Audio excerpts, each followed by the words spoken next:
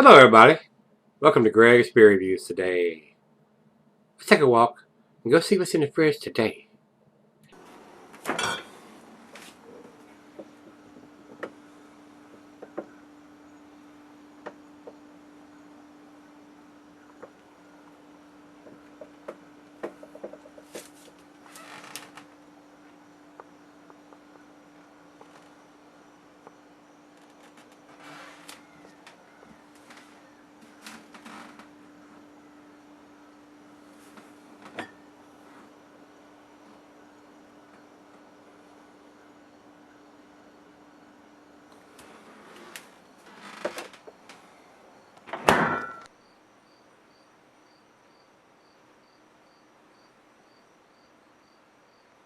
Hey guys, thanks for stopping by Gregsbeerreviews today.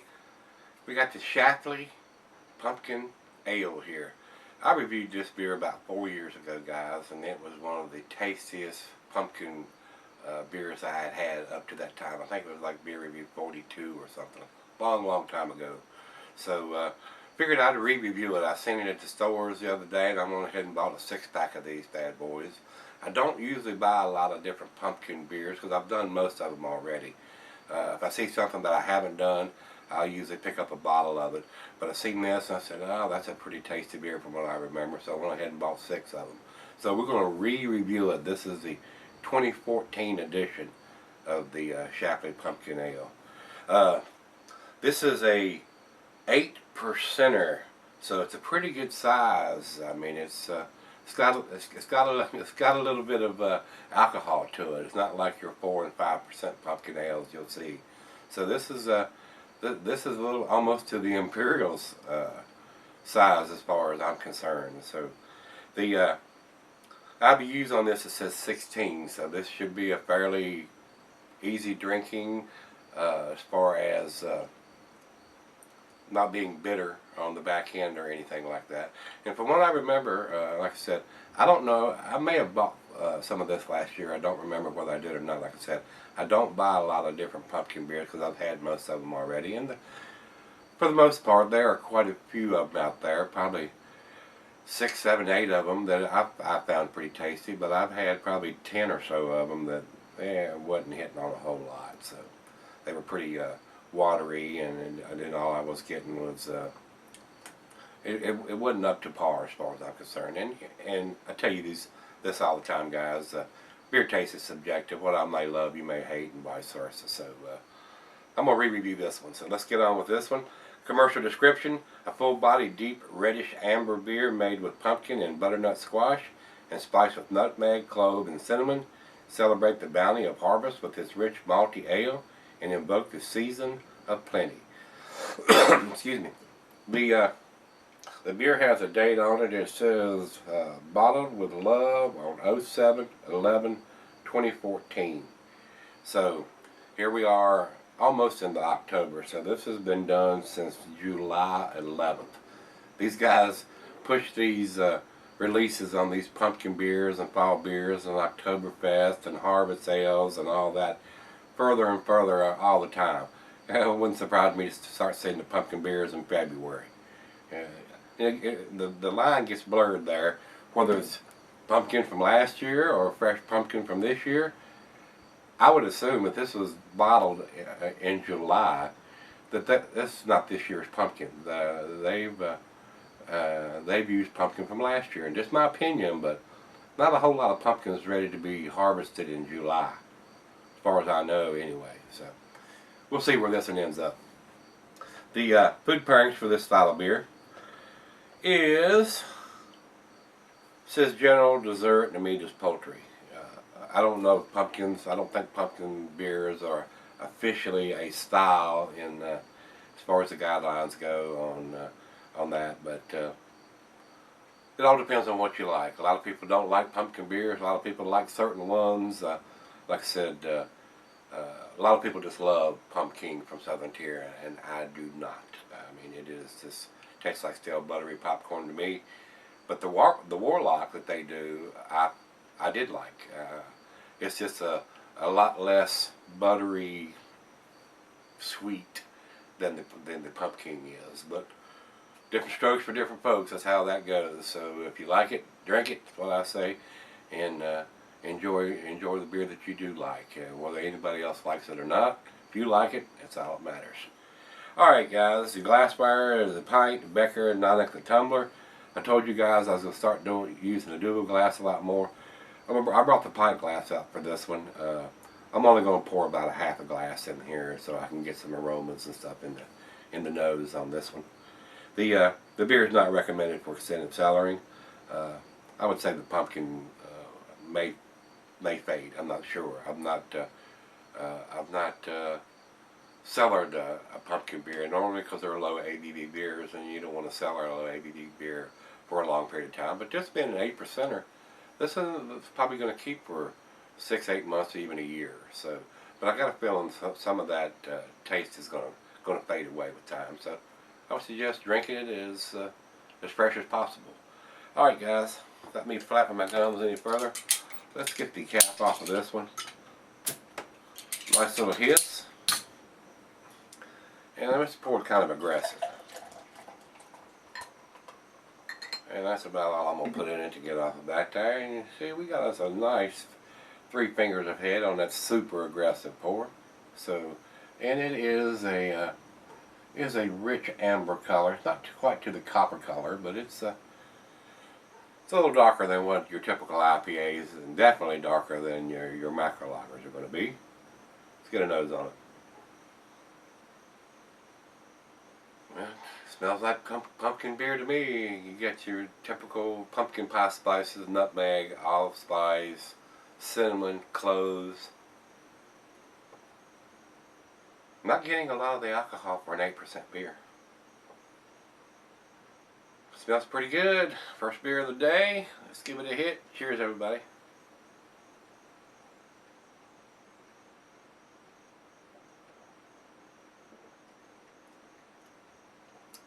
Very tasty. I'm not getting any alcohol at all. Very well made beer. I've actually been to the brewery where Schlafly brews their beers. Very nice operation. Wow, that's pretty tasty. Just as I remember it.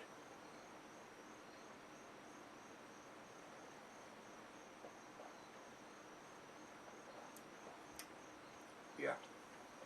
A nice balance of your pumpkin pie spices and a little bit of pumpkin flavor there, being brewed with the butternut squash and pumpkin. Leads it to be pretty nice beer. So let's let it warm up just a hair, and let the other half taste it, and we'll come back and do the final chug. Looks like an 8 beer, guys. That's what I remember it being when I did it before. So pretty tasty beer. So I'll be right back. Alright, guys, I'm back. Got just a little left here. This is a very tasty beer. I mean, it's at 8%. It's almost to the imperial or double, if you will. A lot of pumpkininess, easy for me to say, on this beer. The only problem I've got with these companies doing these pumpkin beers, this was put in the bottle on July the 11th.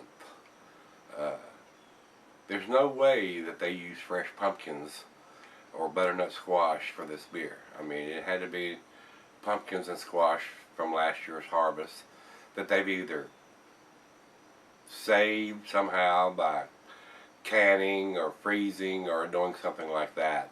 And these guys rush these seasonal beers more and more each year, and I got a little bit of a problem with that. I mean, I like a pumpkin beer, and I like to have the pumpkin beers, you know, October, November, somewhere in that area, around harvest time. Definitely don't want a pumpkin beer in July. So by the time I get around to picking up these beers or getting these beers, which is usually at the beginning of the fall season, they've already been in the bottle for a couple of months. So, and more than likely they've lost a little bit of their freshness and a little bit of their pumpkininess, if you will. So I wouldn't be surprised to see these guys in the next year or two, they're putting pumpkin beers out either year round or or putting them in a bottle in February or March. So that sucks. I mean, I'm sure there's some Christmas beers already out here at the end of September, 1st of October. And they just rush these seasons more and more each year. We want to be the first one to put it out, or whatever the reason is. And there's no use to do that, in my opinion. The time most people get around to the fall season, the beers have already been in the bottle for 2 or 3, 4 months, and that sucks. It does. So let's do the final chug on this one.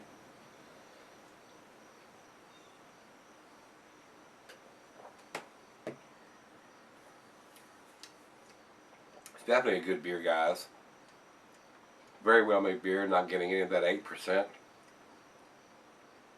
But I don't think it's quite as impressive to me now as it was 4 years ago. I do think it's an A beer, but I don't think it's quite to the 10 or the 9. So I'm gonna give it the 8 this time. Very tasty.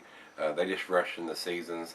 This probably would have been a pretty good tasty beer in July when they put it in the bottle. It may have even got the 9 then, or maybe even the 10. But here we are almost in October. It's been in the bottle several months. So and you can blame a lot of that on me, because I'm just not interested in buying pumpkin beers in July. I'm just not. I'm still drinking the summer beers at that time instead of the fall beers or the pumpkin beers or the harvest beers or the Christmas beers or any of that seasonal stuff. So it is what it is.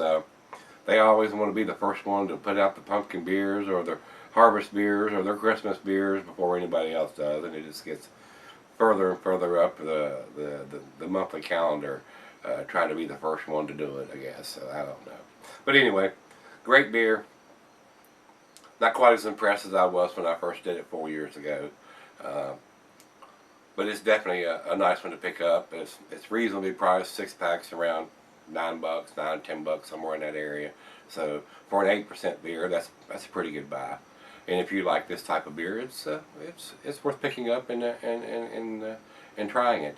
But anyway, let's go see what everybody else thinks. We'll go over to Beer Advocate first. Beer Advocate says 94 in their outstanding range. If I was putting a numeric rating on this, it'd probably be 92 or 93 in the lower end of the A scale. I do think it's an A beer, though. A lot better than a lot of them that are out there. And over to Rate Beer. Rate Beer says overall 97 and 99 in the style. So a lot of people are pretty impressed in the style-wise to get a 99 number overall. So very tasty beer. And like I said, it may be a little tastier if I'd have had it in July, but just not interested in doing pumpkin beers in July. Just me, just my opinion. So if you've had it, let me know what you think of it. And we're going to do a couple of pumpkin beers over the next week or two. Might even do another one tomorrow. I'm not sure yet. I have picked up a couple. The Schlafly and the Williamsburg Ale Works were my favorites several years ago. So I did pick up some more of the Williamsburg Ale Works. So we may even do that one tomorrow. So come on back tomorrow. We'll see what it is. See you then.